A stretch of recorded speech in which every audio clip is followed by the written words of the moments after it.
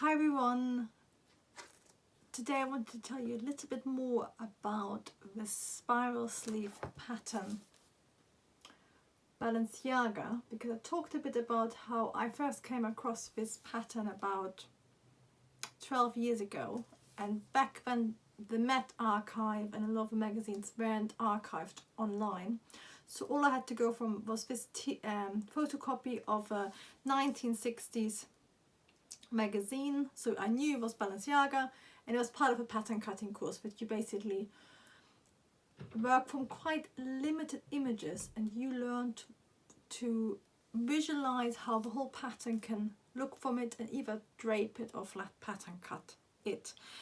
So all I knew from it was that it's a new S-seam coat in wool, and you just don't have much information of it at all. So I just sort of worked out how I thought it should look like and then made my own pattern from it. So it looked really different from the original one, but I quickly wanted to show you my notes on it and share them with you so you can see how I think now we have so much information. It's quite often really easy to be very black and white and say this is the only true way, and you get lots of people online who will tell you their way of pattern cutting is the only true way and this method is the only way.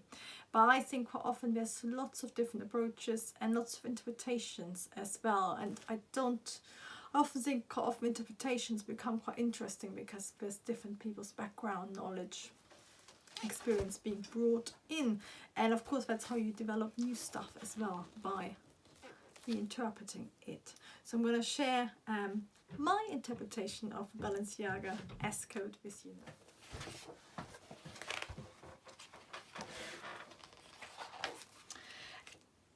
And I was just looking because this is actually original image I got, and so you can see it's even more cropped because our teachers in true St. Martin's fashion were quite challenging, or other people might say mean. So they really wanted you to work out as much as possible from a very limited image. You can see this looks completely different to even that. So on here, I assumed it was a gusset because of that. That looks for me like a gusset.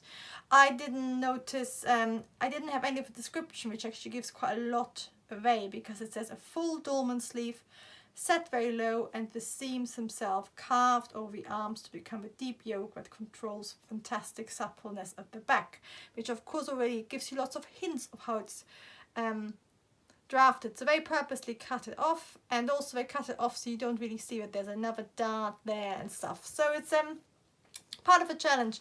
So from there I just interpreted from the seams. I could work out how it looks. So you can see my interpretation is completely different from the original, but I still quite like it. I think nowadays I would probably draft it without the pleats at the back. I would just have it flat, but you can see I did the same. Sorry, but I actually have these online. I tried to find the PDF files. I will upload them to this description if I can find them. But you can see I laid on my pieces much more closer, much more angled than in the pattern cutting tutorial, but you still have all the lines going from the center back to the center front and back one. Because I'm left-handed, everything is mirrored, so I apologize. But you can see these are the final pattern pieces. So what I really like about this is that the back is nearly at right angles. I think if I would do this again nowadays, I would actually try to work it out that this long spiral at the back is completely at the right angle to the back, so you end up nearly like a kimono type geometric garment, but it wraps around the body. And you can see it gussets, and then I actually did it so you could have either cut the whole front as one garment, one piece of pattern, or with a center back seam. And again, nowadays I would probably try to make it even straighter so everything is at right angles. But yes, so this is my interpretation, pre-internet, pre-mobile. Well, iPhones existed, but I couldn't afford one. My interpretation of the Balenciaga coat.